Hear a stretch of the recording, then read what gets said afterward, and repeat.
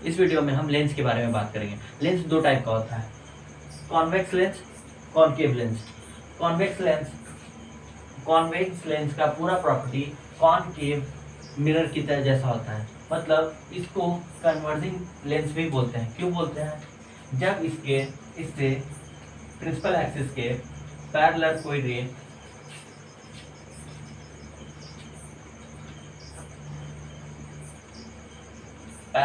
जाती है तो वो रिफ्रैक्शन के बाद एक पॉइंट पे आके मिलती है।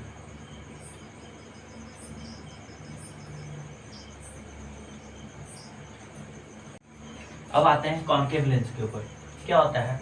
जब इसको डाइवर्जिंग लेंस भी बोलते हैं। क्यों बोलते हैं? जब प्रिंसिपल एक्सिस के पैरेलल कोई रे इससे टकराती है तो रिफ्रैक्शन के बाद ये डाइवर्ट हो जाती है, इसलिए इसको क्या बोलते हैं? डाइवर्जिंग लेंस भी बोलते हैं। ठीक है, अब रे डायग्राम पे आते हैं। रे डायग्राम को समझने से पहले इसमें भी हमको तीन रे समझना जरूरी है। कौन कौन से तीन रे हैं? वही मिरर वाले,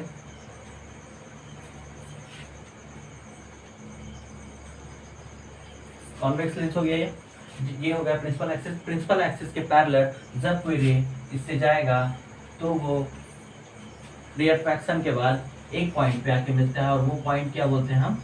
F2। और इसी का उल्टा, जब कोई रे F1 से होके जाएगा तो रिफ्रैक्शन के बाद ये पैरेलल हो जाएगी। ठीक है, ये तो हो गया। अब एक और क्या है?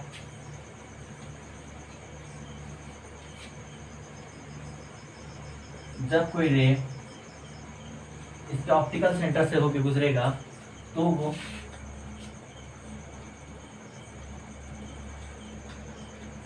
इस टाइप से चला जाएगा। ये तीन रे अगर हमको याद रहेंगे तो इमेज फॉर्मेशन हम लेंस में, दोनों लेंस में आराम से कर सकेंगे। कॉन्वेक्स लेंस में 6 केस होते हैं। कौन कौन से केस होते हैं वो देखते हैं। जैसे कॉनकेव मिरर में 6 केस होते हैं, सेम उसी तरह इसमें कॉन्वेक्स लेंस में 6 केस होते हैं। कौन कौन से? जब हमारा ऑब्जेक्ट इनफाइनाइट पे हो तो क्या होगा? ये प्रिंसिपल एक्सिस के पैरेलल रह गया, रिफ्रैक्शन के बाद F2 पे मिला, और फिर ये पैरेलल गया, F2 पे मिला। हमारा इमेज कहाँ बनेगा? यहाँ पे बनेगा। और कैसा बनेगा? रियल इमेज बनेगा, उल्टा बनेगा और बहुत छोटा बनेगा। यहाँ पे देखिए ऑब्जेक्ट हमको दिख भी नहीं रहा है, इतना छोटा बन रहा है। ठीक है, ये केस होता है। अब अगला केस, दूसरा केस क्या होगा हमारा? जब हमारा ऑब्जेक्ट 2F1 के पीछे रखा हो तो क्या होगा? प्रिंसिपल एक्सिस के पैरेलल रे आएगी और रिफ्लेक्शन के बाद F2 पे से होकर गुजरेगा, और ये एक और रे ऑप्टिकल सेंटर से होके सीधा भी चला जाएगा। तो एक दूसरे को जहाँ पे कट करेगा वो हमारा इमेज बनेगा, वो हमारा इमेज हमारा कैसा बनेगा? उल्टा बनेगा, साइज में छोटा बनेगा और रियल इमेज बनेगा, क्योंकि रियल रे के मिलने से बन रहा है, इसलिए रियल इमेज बनेगा। अब अगले केस पे आते हैं। अगला केस क्या है? जब हमारा ऑब्जेक्ट 2F1 के पे ही रखा हो तो क्या होगा? जब हमारा ऑब्जेक्ट 2F1 पे रखा होता है तो ऑब्जेक्ट के साइज का ही हमारा इमेज बनता है, और ऑब्जेक्ट रखा हो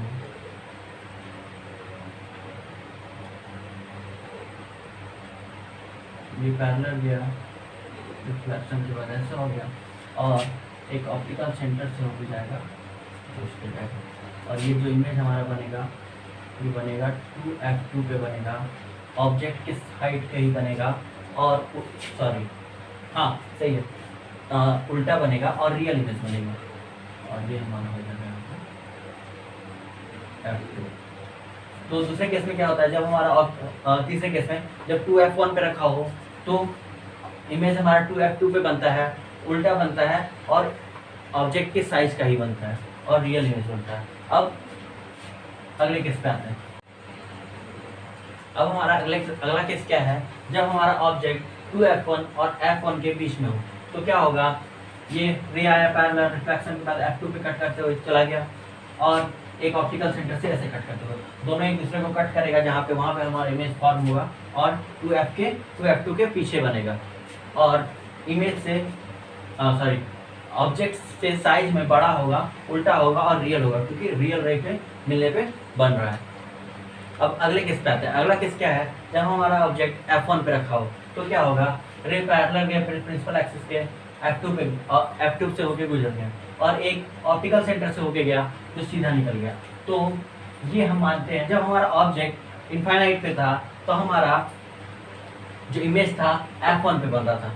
अब जब हमारा ऑब्जेक्ट F1 पे है तो हमारा इमेज इनफाइनाइट पे बनेगा, ठीक है, उल्टा बनेगा और वस्तु से बहुत ज़्यादा बड़ा बनेगा, रियल बनेगा।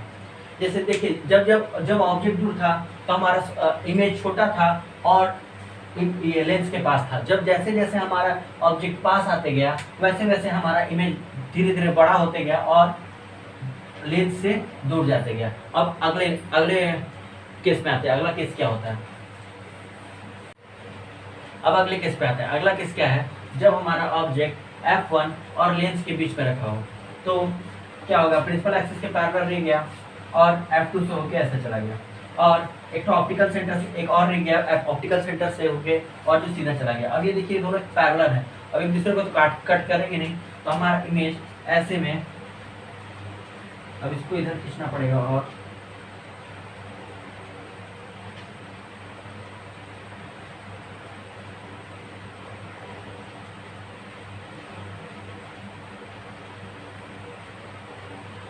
ये हमारा ऑब्जेक्ट कुछ इस तरह से बनेगा।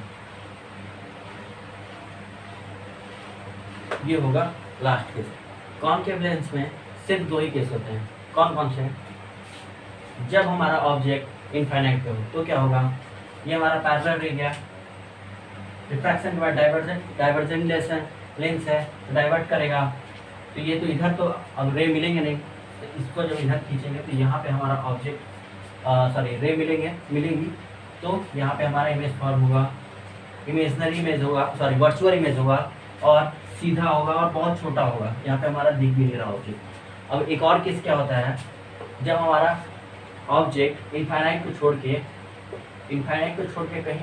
कहीं भी और तो क्या होगा, ये पैरेलल रिफ्लेक्शन के बाद रिफ्रैक्शन के बाद, और ये ऑप्टिकल सेंटर से गया, तो ये देखिए अब इधर तो मिलेगा नहीं, कहीं एक दूसरे को कट नहीं करेंगे, तो इसको भी इधर खींचेंगे और इसको इधर खींचेंगे, यहाँ पे एक दूसरे को कट करेगा और यहाँ पे हमारा इमेज फॉर्म होगा। बस इसमें दो ही केस हैं। कॉन्वेक्स लेंस में सिर्फ एक ही केस है, जब ऑब्जेक्ट हमारा F1 और ऑप्टिकल सेंटर के बीच में हो तो उसी में हमारा इमेजनरी वर्चुअल इमेज बनता है, बाकी सब में इसमें रियल इमेज बनता है, उल्टा बनता है। उल्टा जो भी रियल इमेज होता है हमेशा उल्टा बनेगा, और वर्चुअल जो भी बनेगा वो सीधा बनता है। अब हम लोग साइन कन्वर्जन देखते हैं।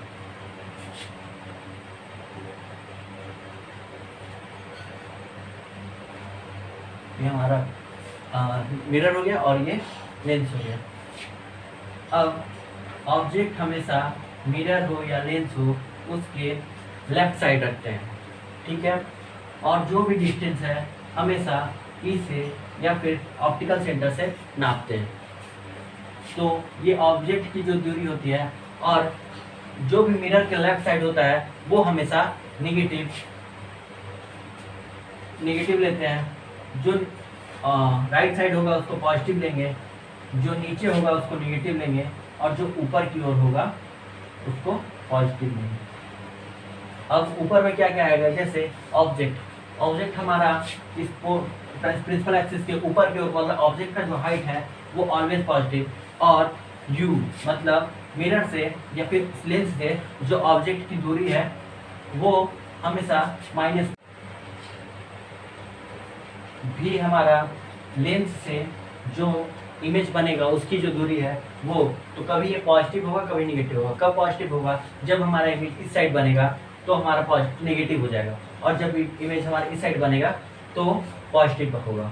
वी यू है ऑलवेज निगेटिव, हमेशा जो ऑब्जेक्ट है वो दर्पण यानी मिरर के लेफ्ट साइड रखते हैं, इसलिए यू हमारा निगेटिव है, मतलब मिरर से ऑब्जेक्ट की दूरी को u बोलते हैं। h क्या है, ये जो हाइट है ऑब्जेक्ट का वो हमेशा पॉजिटिव रहेगा। अब h डैश क्या है, जो हमारा इमेज बनेगा उसका जो हाइट है वो भी डिपेंड करता है, अगर ऊपर बनेगा तो पॉजिटिव और नीचे बनेगा तो नेगेटिव। अब कुछ फॉर्मूले हैं वो देख लेते हैं, कौन कौन से फॉर्मूले हैं। ये है हमारा मिरर के लिए सभी फॉर्मूला। अब मिरर का कौन कौन सा फॉर्मूला है, 1/f बराबर 1/b प्लस 1/u, f बराबर r/2 और m मैग्निफिकेशन, मतलब जब हमारा इमेज कैसा होगा ये मतलब इमेज का हाइट पूछेगा या फिर उसका नेचर पूछेगा कि वर्चुअल है या फिर रियल है, तो हमको ये फॉर्मूला लगेगा। h डैश इमेज का हाइट है, h ऑब्जेक्ट की हाइट है, v हमारा जो मिरर से इमेज बनेगा कितना दूर बन रहा है वो है u हमारा ऑब्जेक्ट कितना दूर है मिरर से ये है, और f क्या है, फोकस है, r रेडियस ऑफ कर्वेचर। अब इधर लेंस के लिए क्या है, मैग्निफिकेशन अगर निकालना होगा तो क्या होगा, m बराबर h डैश बाई h बराबर v/u और 1/f बराबर 1/v माइनस 1/u, यही फॉर्मूले हैं। इससे हम पूरे न्यूमेरिकल लगा लेंगे इस चैप्टर में।